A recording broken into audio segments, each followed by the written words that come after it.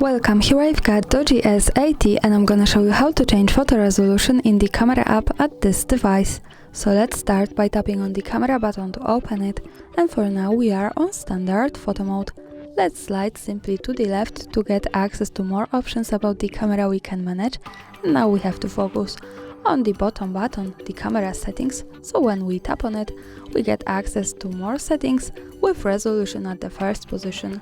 When we pick it, we can manage the rear camera and front camera resolutions. So let me start with the rear one. Here, as you can see, we can pick between a few options.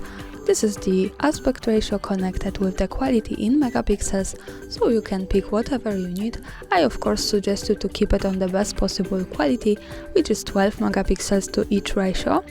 Let's move to front camera. Here we have similar things, but the best possible quality is 16 megapixels.